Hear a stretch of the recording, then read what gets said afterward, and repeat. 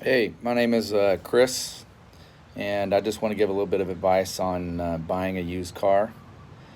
First off, you want to do your homework. So when you find a car, wherever you find it online, I prefer to find them online first, and then before you ever go see the car, then do your research on the values of the car.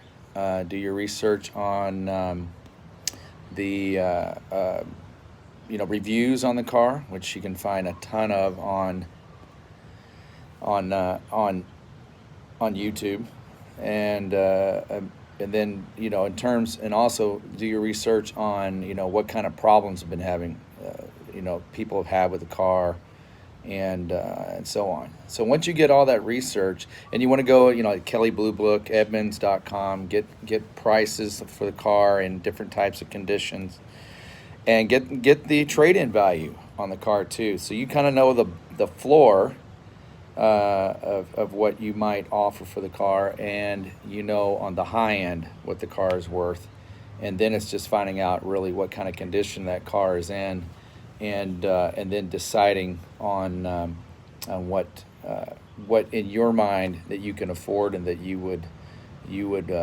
like to get the car for if you just decided on a car. So when you've done all that research, then when you actually really contact the person, see if they've done a Carfax on it or some type of history on it, and make sure that car has got a clean title. Make sure that it to ask the questions about whether it's been in an accident, even minor accidents. Those may not show up on the Carfax if they just went and repaired it and paid cash for it. There was no police report done on it. So you want to ask all those questions. And do they have records on the car? How long have they owned it? Why are they selling it? Um, uh, if they aren't the original owner, did they buy it from the original owner? So that to get as much research about that car before you actually go and look at it, just puts you in the position of being in better negotiating. Then, when you go look at that car, you need to go over it with a fine tooth. And I mean, look at that car, the lines on it where everything meets, like a door meets a fender. Everything should line up perfectly. The hood meets the fender, the trunk meets the fender. All those lines, those gaps should be even.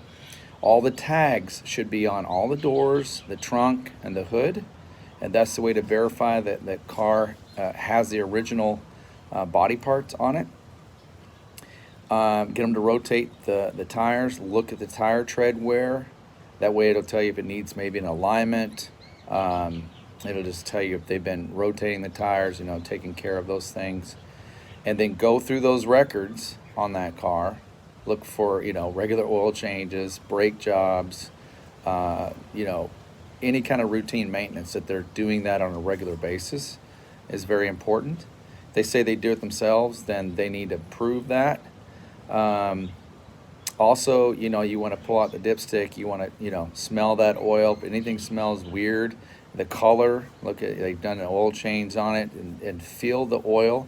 Make sure there's not any particles in there. Anything that feels rough or sharp in there, metal shavings or anything of that nature, is is a definite sign that that car's had some wear on the engine. And those are, again, things you want to be aware of. Either if you really like the car, that's going to be a part of your negotiating.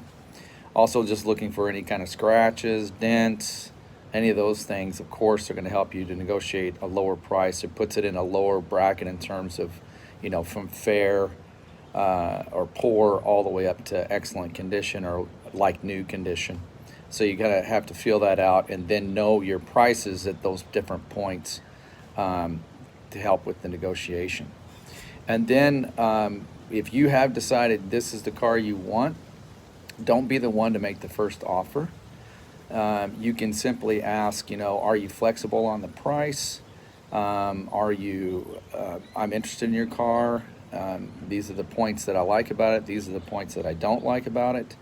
And what is the best that you can that if you want to sell me this car today, what is the best price you'd offer me? The first person to mention price is needs to be them, not you. They may offer it, they may ask for less than what you thought you even needed to pay for the car. You don't know their conditions in terms of where they're at in life and how badly they need to sell that car. Maybe they just lost their job. Um, it could be multitude of reasons as to why they're selling the car that they haven't told you. So you want to find out, if they're able to negotiate.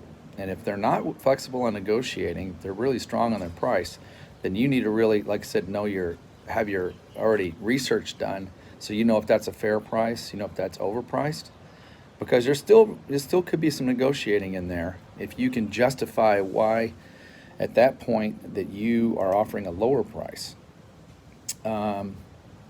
So those are just some tips that I would recommend on buying a used car. I prefer to always try to find a used car from a private owner versus going to a dealer. Here in Hawaii, for one thing, it's only $10 to transfer as long as that registration is good. And that's the other thing to make sure you check.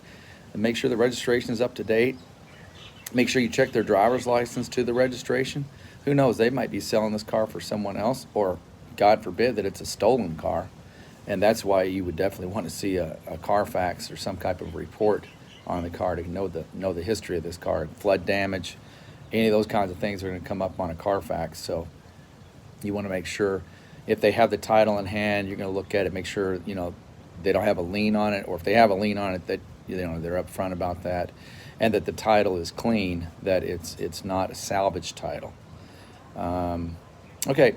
Anyway, I just wanted to give a little bit of advice. I've seen a lot of different comments or advice on YouTube, and I thought this would be something a little bit more, a little bit different and a little bit more detailed. And so anyway, I just wanted to put this out here because I hate for anybody to get screwed. I bought over 200 cars in the last 18 years.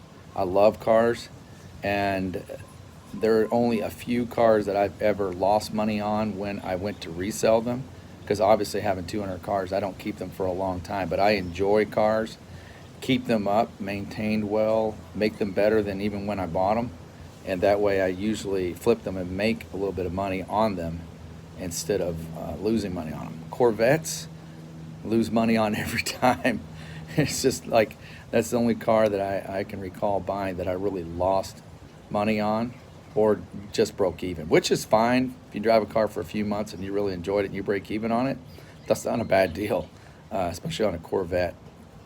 But anyway, hope you enjoyed this. Aloha. Have a blessed day.